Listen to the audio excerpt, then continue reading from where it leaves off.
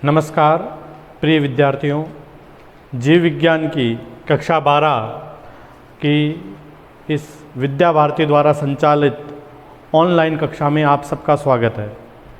अपन आज जो नर युग्मकोद्भिद और मादा युग्मकोद्भिद की जो संरचनाएं विकास जो हमारा अध्याय 2 चल रहा था, उसके अंदर जो प्रकरण का बिंदु है कि मादा युग्मकोद्भिद की संरचना एवं उसका परिवर्धन या विकास किस प्रकार से होता है। हमने नर युग्मकोद्भिद की संरचना, उसका विकास, नर युग्मकोद्भिद क्या होता है, उसका निर्माण किस प्रकार से होता है, इसकी कक्षा का अध्ययन किया था। आज हमारा जो प्रकरण का बिंदु है वो मादा युग्मकोद्भिद की संरचना एवं परिवर्धन या विकास। इसके अंतर्गत कि जो मादा एक बिंदु आता है, इसके अंदर मादा जननांग या जिसको अपन कहते हैं जायांग। जो जायांग है, इसका हमने अध्याय फर्स्ट के अंदर जो पुष्प का एक प्रारूपिक संरचना हमने पढ़ी थी, तो उसके अंदर बताया गया था कि जो आवर्त बीजी पादप होते हैं, आवर्त बीजी पादपों का सबसे आंतरिक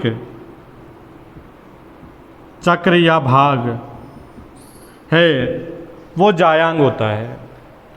और जो जायांग है, ये जायांग कई प्रकार की इकाइयों से मिलकर बना होता है, इकाइयों से मिलकर के बना हुआ होता है। इन इकाइयों को अंडप या स्त्री केशर कहा जाता है। ये जो इकाइयाँ होती है, इन इकाइयों को जो जायांग है उसकी जो इकाई है वो अंडप कहलाती है, और इन अंडप से मिलकर के जायांग है उसका निर्माण होता है। अगर किसी जायांग है उसमें एक या इससे अधिक अंडप है इसके अंदर उपस्थित हो सकते हैं, यानी जो जायांग है उसमें एक या इससे अधिक प्रकार के अंडप है वो पाए जा सकते हैं। और यदि इस प्रकार के जो अंडप है, ये अंडप अगर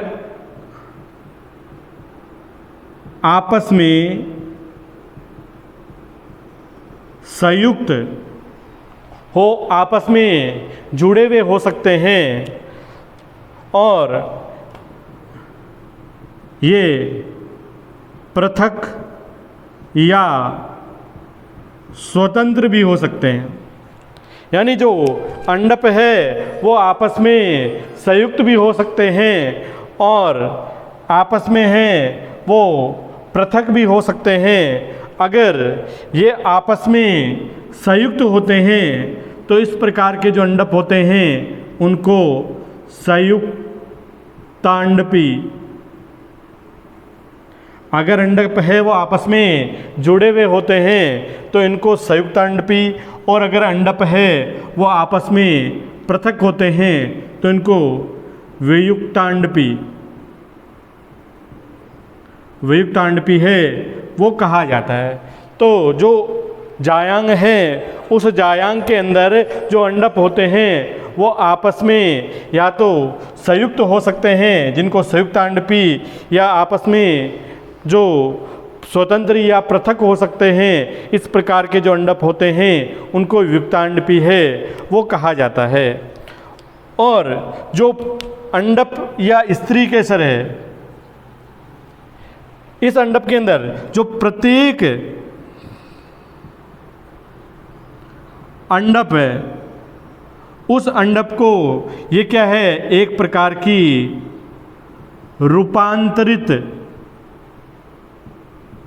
रूपांतरित पर्ण होती है, और इस जो रूपांतरित पर्ण है, इस रूपांतरित पर्ण को गुरु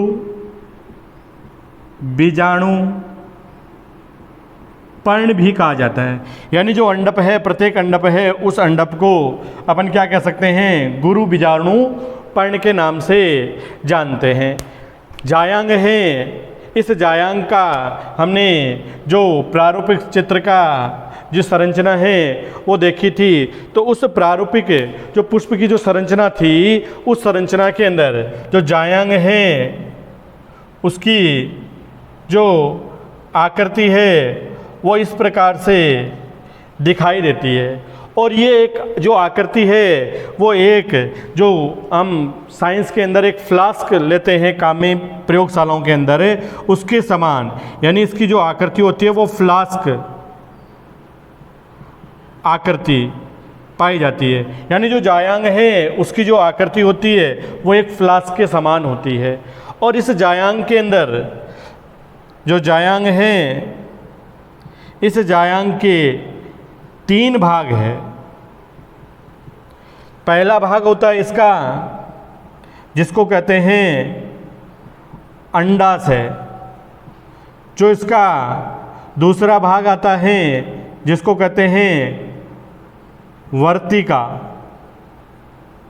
और जो तीसरा भाग होता है जिसको कहा जाता है वर्तिकाग्र। इन 3 भागों से मिलकर के है वो जायांग की संरचना का निर्माण होता है। अब अपन देखते हैं सबसे पहले इसके जो तीनों भाग हैं उनकी क्या क्या विशेषताएं होती है। सबसे पहले इसका जो भाग है अंडाशय,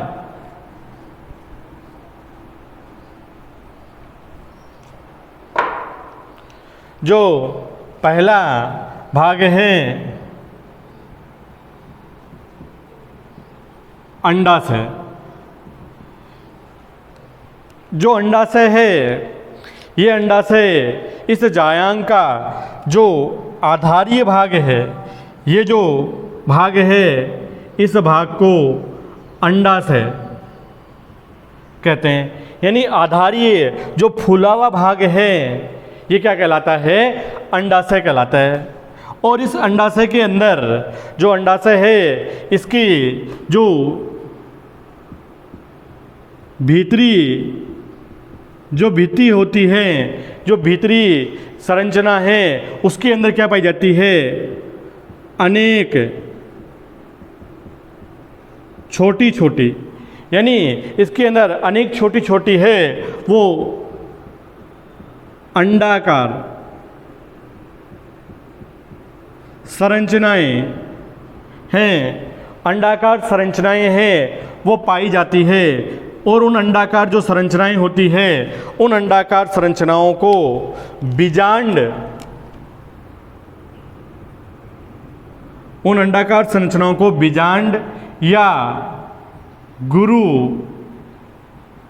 बीजाणु धानी, यानी जो ये अंडाकार संरचनाएं होती है, इन अंडाकार संरचनाओं को क्या कहते हैं, बीजांड या जो गुरु बीजाणुधानी है उसके नाम से जाना जाता है।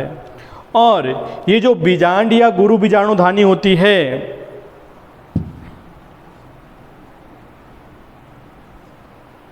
जो बीजांड या गुरु बीजाणुधानी होती है, ये क्या होती है, एक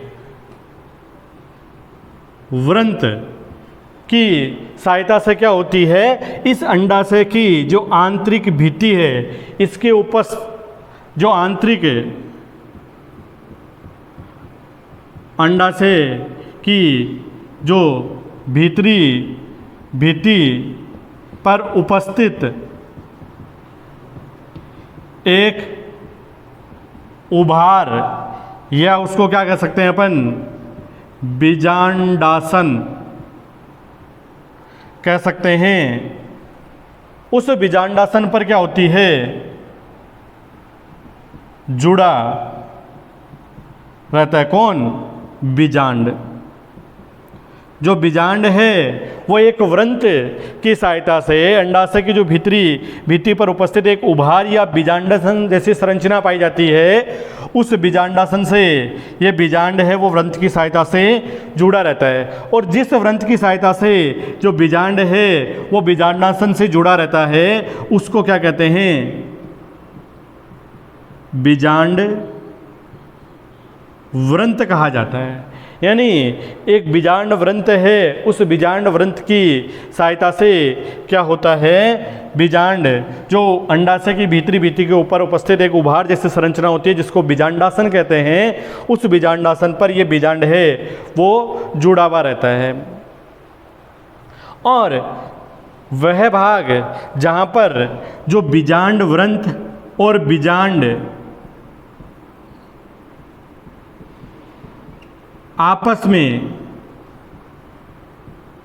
जुड़े होते हैं, जैसे एक प्रारूपिक बीजांड है उसकी संरचना मैंने दिखा रखी है चित्र के अंदर, तो इसके अंदर जहाँ पर ये इसका एक बीजांड वृंत है और ये बीजांड है, ये दोनों जहाँ पर जुड़े हुए रहते हैं उस भाग को क्या कहा जाता है?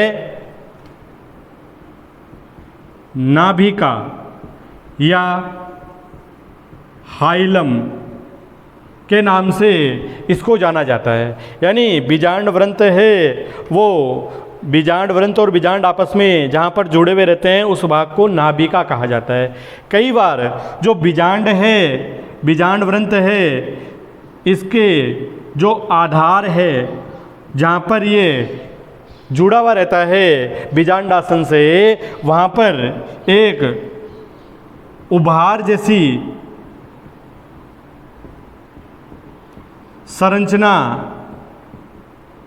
पाई जाती है, उभार जैसी संरचना पाई जाती है। उस उभार जैसी जो संरचना होती है उस संरचना को रेफे या रेफी के नाम से जाना जाता है। यानी इस प्रकार की जो उभार जैसी बीजांड वृंत के आधार पर एक उभार जैसी संरचना है वो पाई जाती है जिसको क्या कहते हैं? रेफे या रेफी के नाम से जाना जाता है। तो ये इसका पहला पार्ट है अंडाशय। अब इसके ऊपर जो दूसरा इसका भाग आता है जिसको कहते हैं वर्तिका। तो जो अंडाशय है इसके ऊपर एक नलिकानुमा जो भाग दिखाई दे रहा है, इस नलिकानुमा भाग को वर्तिका कहा जाता है।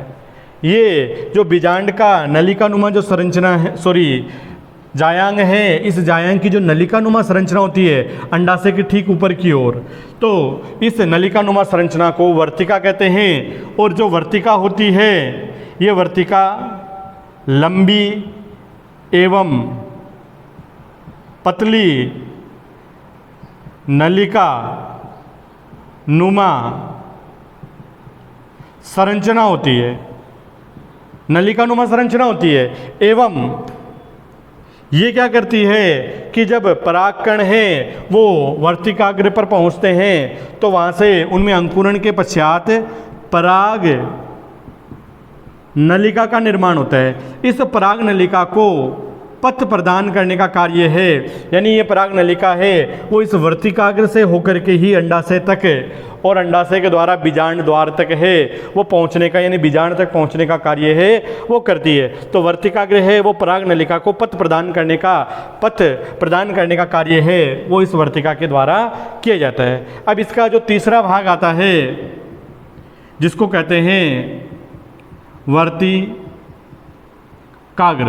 जो वर्तिकाग्र है, वर्तिका के जो शीर्ष भाग पर जो भाग पाया जाता है, यानी इसके शीर्ष पर ऊपर की ओर जो भाग होता है उसको कहते हैं वर्तिकाग्र कहा जाता है।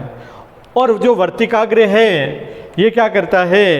परागण की जो क्रिया होती है, परागण के समय जो परागकण आते हैं उसके लिए एक प्रकार से प्लेटफॉर्म का कार्य करता है। यानी परागकणों को इसके ऊपर व्यवस्थित करने का, उनके अंकुरण की क्रिया करवाने का जो कार्य है, जो जायांग की जिस संरचना के ऊपर संपन्न करवाया जाता है उस भाग को वर्तिकाग्र कहते हैं। तो इस प्रकार से जो जायांग है, उस जायांग के अंदर 3 भाग होते हैं। एक भाग होता है अंडाशय, दूसरा वर्तिका, तीसरा वर्तिकाग्र। अंडाशय है वो नीचे का फूला हुआ भाग होता है जिसको अंडाशय कहते हैं। इसके ऊपर एक लंबी बेलनाकार जो संरचना होती है जिसको वर्तिका कहा जाता है, और इसके शीर्ष के ऊपर जो फूला हुआ भाग पाया जाता है जिसको वर्तिकाग्र कहते हैं। अब इसके अंदर जो अंडाशय है, इसके अंदर हमने अध्ययन किया था कि इस अंडाशय के अंदर एक संरचना पाई जाती है जिसको कहते हैं बीजांड। तो ये बीजांड क्या होता है, बीजांड की संरचना है वो किस प्रकार से होती है।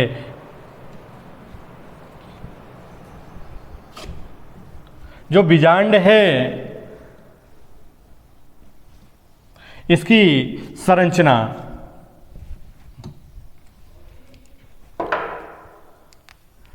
आगे जो बिंदु है वो है बीजांड की संरचना। एक जो प्रारूपिक बीजांड होता है, एक प्रारूपिक जो बीजांड है उस बीजांड के अंदर क्या होती है, एक प्रारूपिक परिपक्व जो बीजांड है वो गोलाकार आकृति की संरचना, एक गोलाकार आकृति की जो संरचना है वो पाई जाती है। और इसका जो मुख्य भाग होता है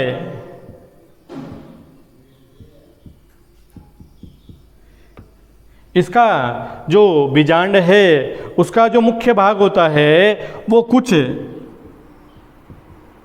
जीवित मृदुतः किए कोशिकाओं से मिलकर के बना हुआ होता है। यहाँ पर एक प्रारूपिक बीजांड की जो संरचना है वो दे रखी है और ये एक परिपक्व बीजांड है। इस परिपक्व बीजांड के अंदर जो ये आंतरिक जो संरचना दिखाई दे रही है ये एक प्रारूपिक परिपक्व बीजांड है जो एक गोलाकार संरचना है वो पाई जाती है। और इसके अंदर जो यहाँ पर एक चारों ओर गोलाकार जो संरचना के अंदर कुछ मर्दूतकीय कोशिकाओं का आवरण पाया जाता है। इन मर्दूतकीय जो कोशिकाओं का जो आवरण होता है इस आवरण को बीजांड काय, यानी ये जो यहाँ पर कोशिकाओं का एक आवरण है वो दिखाई दे रहा है, इस आवरण को क्या कहते हैं, बीजांड काय कहते हैं। और ये क्या होता है, मर्दूतकीय कोशिकाओं का आवरण होता है। और ये जो बीजांड काय है इस बीजांड काय के चारों ओर कई बार एक या दो स्तरीय आवरण और पाया जाता है। यानी जो बीजांड काय है इसके चारों ओर दो प्रकार का एक या दो स्तरीय आवरण हैं वो और पाए जाते हैं और उन आवरणों को क्या कहते हैं, अध्यावरण कहा जाता है। यानी इसके जो चारों ओर हैं जो बीजांड काय है इस बीजांड काय के चारों ओर एक हो सकता है या दो हो सकते हैं, इस प्रकार के आवरण और पाए जाते हैं। इन आवरणों को क्या कहा जाता है, अध्यावरण कहा जाता है। और जो बीजांड काय है इस बीजांड काय के जो चारों ओर जो आवरण पाए जाते हैं अध्यावरण, इन अध्यावरणों की जो संख्या के आधार पर ये क्या होते हैं, तीन प्रकार के होते हैं। एक होता है एक अध्यावरणी या एक अध्यावरण, आवरण, दूसरा होता है द्वि अध्यावरणीय आवरण, और तीसरा होता है अध्यावरण आवरण। तीन प्रकार के जो संरचनाएं हैं, तीन अध्यावरणों को तीन संरचनाओं के अंदर एक या दो प्रकार के जो स्तर है वो पाए जाते हैं। अगर एक स्तर होता है या दो स्तर होते हैं इसके अंदर, तो जो अंदर की ओर स्तर होता है, अंदर की ओर का जो आवरण होता है, उस अंदर की ओर के आवरण को क्या कहा जाता है? आंतरिक अध्यावरण या अंत अध्यावरण। और जो बाहरी आवरण होता है, उस बाहरी आवरण को बाह्य अध्यावरण कहते हैं।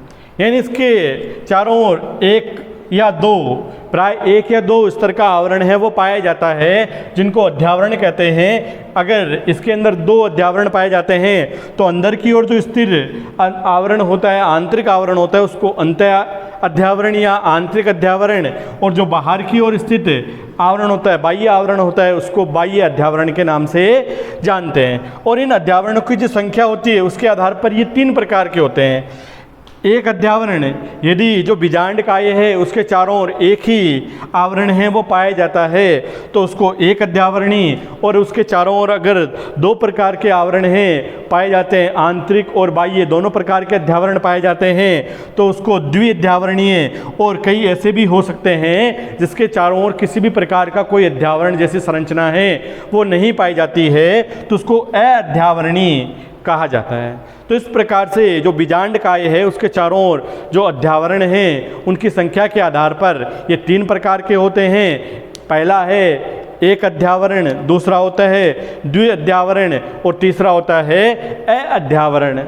और जो बीजांड काय है उस बीजांड काय के अंदर जहाँ पर जो बीजांड काय है इसका वह भाग, यहाँ पर एक प्रारूपिक जो संरचना दिखाई दे रही है, इसके चारों ओर जो अध्यावरण है उसका आवरण दिखाई दे रहा है, लेकिन इस बीजांड काय का वह भाग, यानी ये जो भाग है, इस भाग के ऊपर अध्यावरण, यानी बीजांड काय है के अंदर वह भाग जहाँ पर अध्यावरण है वो नहीं पाया जाता। ये इसका शीर्ष भाग होता है, और जहाँ पर अध्यावरण नहीं पाया जाता है उस भाग के ऊपर एक सूक्ष्म छिद्र जैसी संरचना दिखाई देती है।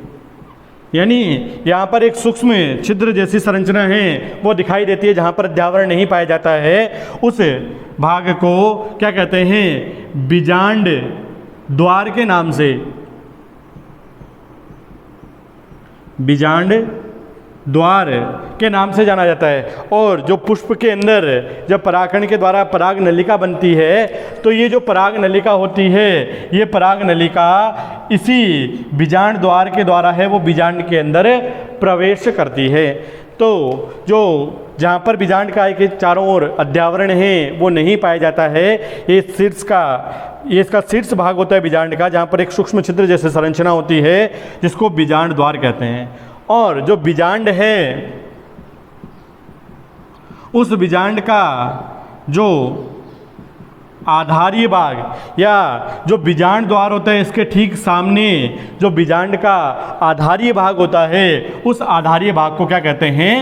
निभाग। यानी बीजांड का जो का आधारीय भाग, या इसको कह सकते हैं जो बीजांड द्वार होता है, उस बीजांड द्वार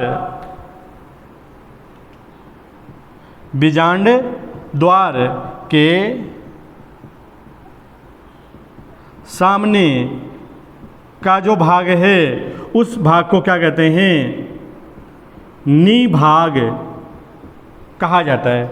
और ये जो नी भाग होता है, हमने पढ़ा है कि बीजांड काय है, उसके चारों ओर जो अध्यावरण जैसी संरचना है वो पाई जाती है। तो उस अध्यावरण जैसी संरचना की जो उत्पत्ति है, अध्यावरण जैसी संरचना की उत्पत्ति है, वो नी भाग के द्वारा ही किसकी उत्पत्ति, अध्यावरण है, अध्यावरणों हैं, उनकी उत्पत्ति है वो होती है। यानी जो नी भाग है उसके द्वारा ही क्या है, किसकी अध्यावरणीय जैसी संरचना है उसकी उत्पत्ति है वो पाई जाती है।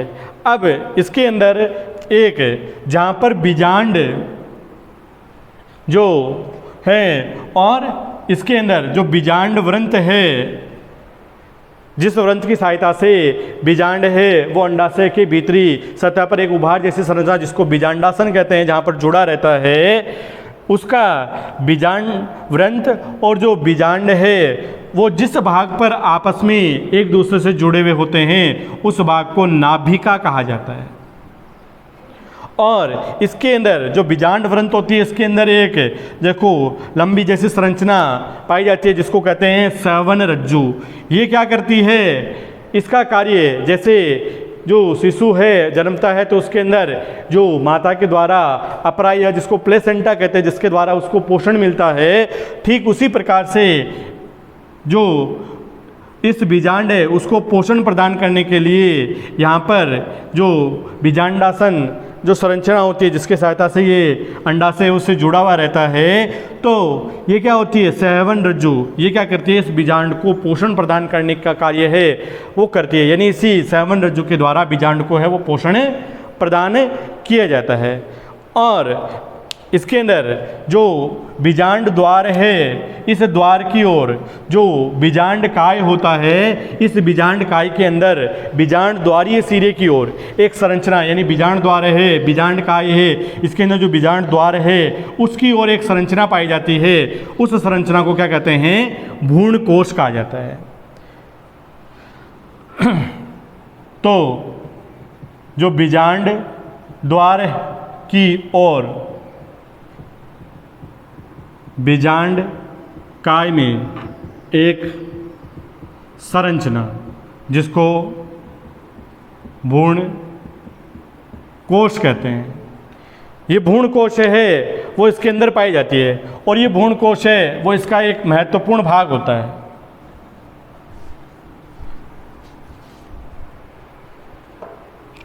इसकी जो संरचना है वो इस प्रकार से दिखाई दे रही है।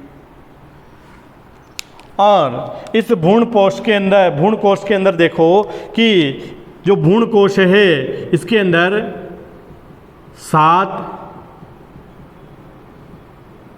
कोशिकाएं एवं 8 केंद्रक होते हैं। जो भ्रूण कोश है, इस भ्रूण कोश के अंदर यानी इसके अंदर जो ये संरचना है उसकी संरचना किस प्रकार से होती है कि जो बीजांड द्वारीय सिरा होता है, इस बीजांड द्वारीय सिरे के पास में 3 कोशिकाओं का एक समूह पाया जाता है। इसके अंदर 3 कोशिकाएं होती है, उनका एक समूह होता है। इस प्रकार से जो बीजांड द्वारीय सिरा होता है उसके ऊपर 3 कोशिकाओं का एक समूह पाया जाता है। इन तीनों कोशिकाओं का 3 कोशिकाओं का समूह है। इन तीनों कोशिकाओं का जो समूह है जिसको अंड समुच्चय या अंड उपकरण कहा जाता है। 3 कोशिकाओं का जो समुच्चय है उसको अंड समुच्चय या अंड उपकरण कहा जाता है। इसके अंदर जो एक कोशिका होती है, एक कोशिका है वो कुछ बड़ी नाशपति के आकार की होती है। यानी इसके अंदर एक कोशिका है वो कुछ आकार में बड़ी होती है और उसकी संरचना है वो नाशपति के आकार की होती है। उस कोशिका को क्या कहते हैं, अंड अंड कोशिका कहा जाता है। यानी ये जो बीच के अंदर इसके अंदर जो कोशिका पाई जा रही है, ये कोशिका क्या कहलाती है? इसकी अंड कोशिका है वो कहलाती है। और इस अंड कोशिका के पार्श्व में शेष 2 कोशिकाएं पाई जाती है। यानी इस अंड कोशिका के पार्श्व में ये दोनों जो कोशिकाएं पाई जाती है, इन कोशिकाओं को क्या कहते हैं? सहायक कोशिकाएं कहते हैं। और ये तीनों कोशिकाएं होती है, तीनों में प्रत्येक कोशिका में एक एक केंद्रक है वो पाया जाता है। इसी प्रकार से जो बीजांड है, उस बीजांड में जो नी भाग है, उसका जो बीजांड का आधारीय भाग है, नी भाग है, उसकी ओर बीजांड काय के अंदर जो भ्रूण कोश की जो संरचना है, उस नी भाग की ओर भी 3 कोशिकाओं का एक समूह है वो इसके अंदर पाया जाता है। यहाँ पर भी 3 प्रकार की कोशिकाएं हैं वो इसके अंदर होती है, नी भाग की ओर भी। इन तीनों प्रकार की जो कोशिकाएं होती है, इन तीनों प्रकार की कोशिकाओं को प्रतिमुखी कोशिकाएं,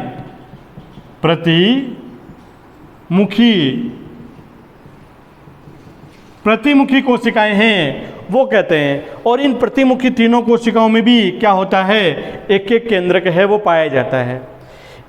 अब इसके अंदर जो अंड समुच्चय है और जो प्रतिमुखी कोशिकाएं होती है, इन दोनों कोशिकाओं के मध्य में एक केंद्रीय कोशिका, इनके मध्य में एक केंद्रीय कोशिका होती है। इसके मध्य में जो कोशिका पाई जाती है जिसको कहते हैं केंद्रीय कोशिका। और ये जो केंद्रीय कोशिका होती है, इस केंद्रीय कोशिका के अंदर क्या पाए जाते हैं? 2 केंद्रक पाए जाते हैं। इन दोनों केंद्रों को क्या कहा जाता है? ध्रुवीय केंद्रक कहते हैं। यानी जो केंद्रीय कोशिका होती है उसके अंदर कितने केंद्रक होते हैं? एक कोशिका के अंदर 2 केंद्रक पाए जाते हैं और उन प्रत्येक केंद्रकों का कहा जाता है ध्रुवीय केंद्रक कहा जाता है। इस प्रकार से जो एक भ्रूण कोश है, इसके अंदर मैंने बताया आपको कि 7 कोशिकाएं, 3 कोशिकाएं हैं वो बीजांड द्वारीय सिरे की ओर पाई जाती है, जिनको सम्मिलित रूप से अंड समुच्चय या अंड उपकरण कहते हैं। जिसमें एक कोशिका कुछ बड़े आकार के नाशपति आकार की होती है जिसको अंड कोशिका, और उसके पार्श्व में लगी हुई जो शेष 2 कोशिकाएं होती है जिनको सहायक कोशिकाएं कहते हैं। इसी प्रकार से जो नी भाग होता है उसकी ओर 3 कोशिकाओं का एक समूह पाया जाता है, उनको क्या कहा जाता है? प्रतिमुखी कोशिकाएं कहा जाता है। तो जो अंड समुच्चय है और प्रतिमुखी कोशिकाएं, 3 कोशिकाएं होती है, प्रत्येक में एक एक केंद्रक होता है। तो कुल कोशिकाएं कितनी हो गई? 6 कोशिकाएं हो गई। और इन दोनों जो अंड समुच्चय और प्रतिमुखी कोशिकाएं हैं उनके बीच में, उनके मध्य में एक कोशिका पाई जाती है जिसको क्या कहते हैं? केंद्रीय कोशिका कहते हैं। तो 3 ऊपर की ओर होती है, 3 नीचे की ओर होती है और एक मध्य में होती है। तो इन तीनों को मिलाकर के कुल कितनी होगी? 3 1 4 1 3 7। तो मैंने क्या बताया कि भ्रूण कोश होती है वो 7 कोशिकाओं का एक समूह है। और इन कोशिकाओं में देखो जो अंड समुच्चय की कोशिकाएं होती है तीनों, उसमें प्रत्येक कोशिका में एक एक केंद्रक, यानी कुल 3 केंद्रक। प्रतिमुखी जो कोशिकाएं हैं प्रत्येक कोशिका में एक एक केंद्र, जो 3 केंद्रक इसमें पाए जाते हैं। और जो केंद्रीय कोशिका होती है इनके अंदर केंद्रकों की संख्या कितनी है? यानी 2 ध्रुवीय केंद्रक है वो इनके अंदर पाए जाते हैं। तो 3 अंड समुच्चय की, 3 प्रतिमुखी कोशिकाएं की, और केंद्रीय कोशिका में कितने होते हैं? 2। तो कुल मिलाकर के कितने होंगे? 3 2 5 और 3 8। तो यानी 7 कोशिकाएं और 8 केंद्रक वाली संरचना है वो ये पाई जाती है। अब इसके अंदर जो संरचना है इस प्रकार से जो बीच के अंदर केंद्रीय कोशिका पाई जाती है, और जब इसके अंदर जो कोशिका है भ्रूण कोश की, इसमें निषेचन की क्रिया होती है। उस निषेचन की क्रिया से पूर्व यानी पहले ही क्या होता है? जो ध्रुवीय कोशिका होती है इसके अंदर जो ध्रुवीय केंद्रक पाए जाते हैं जो अगुणित प्रकृति के होते हैं, यानी इनकी जो संरचना होती है वो अगुणित यानी n प्रकृति की होती है। ये जो केंद्रक होते हैं वो निषेचन से पहले ही क्या हो जाते हैं? आपस में संयुक्त होकर के 2n यानी द्विगुणित संरचना है उसका निर्माण कर लेते हैं, यानी ये क्या हो जाएंगे, द्विगुणित हो जाते हैं। इस प्रकार से संयुक्त होकर के द्विगुणित जैसे संरचना बना लेते हैं, यानी यहाँ पर जो ध्रुवीय केंद्रक होता है वो क्या कर लेगा, आपस में संयुक्त होकर के एक क्या बना देगा, एक द्विगुणित कोशिका है, द्विगुणित केंद्रक वाली संरचना का निर्माण कर लेता है। 2n की संरचना है वो बना लेता है, जिसको क्या कहते हैं, द्वितीयक केंद्रक कहा जाता है।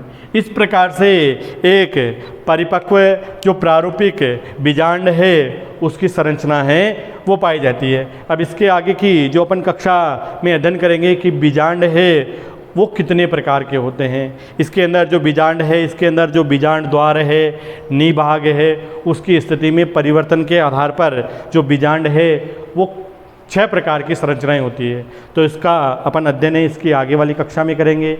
इसी के साथ धन्यवाद।